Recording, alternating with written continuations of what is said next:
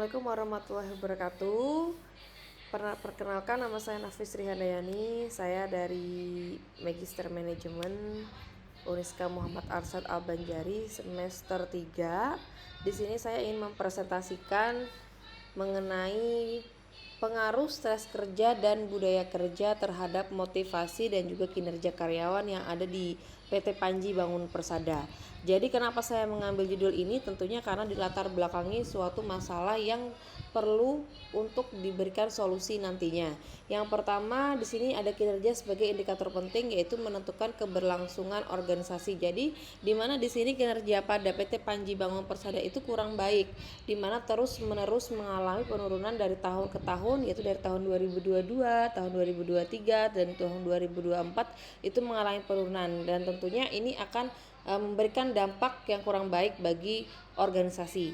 Nah, selanjutnya di sini permasalahan di PT Panji itu yaitu stres kerja tinggi pada karyawan lapangan. Jadi mereka itu merasa bahwa pekerjaan mereka tiada habisnya dan juga terus-menerus bekerja. Jadi mereka merasa stres dalam pekerjaannya karena memang stres kerja ini tidak diimbangi dengan reward yang baik dari perusahaan.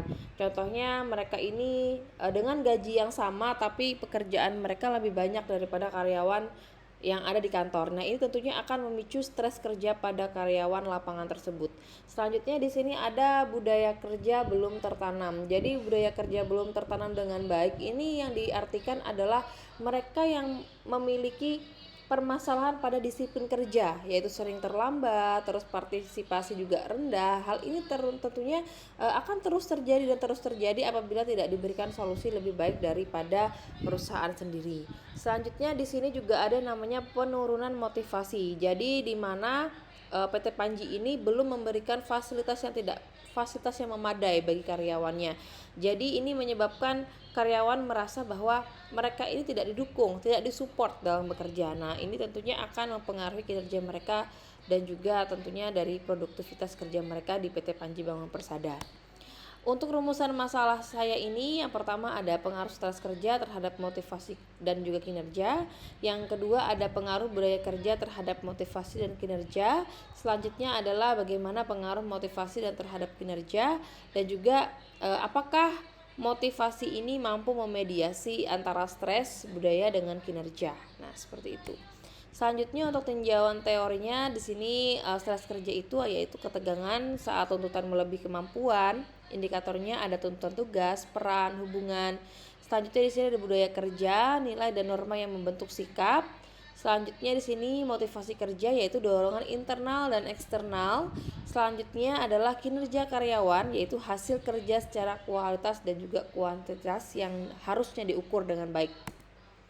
Untuk penelitian terdahulu, jadi penelitian terdahulu yang pernah meneliti dengan judul yang hampir sama dengan penelitian saya ini yaitu Mansur Ramli 2018, yaitu Dwi Agung Nugroho 2019, selanjutnya Eliza Harahap 2018 dan juga Selvia Maharani 2020.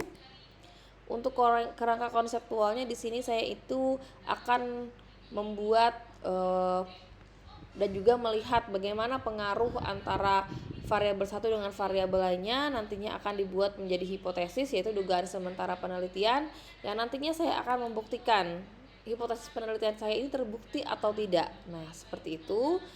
Selanjutnya untuk metodologi penelitian, di sini jenis penelitian saya menggunakan kualitatif atau explanatory research. Untuk lokasinya di PT Panji Bangun Persada Kota Banjarbaru. Populasinya adalah karyawan tetap dan juga karyawan lapangan ya. Karyawan tetap ini masuknya ke lapangan dan juga karyawan kantor.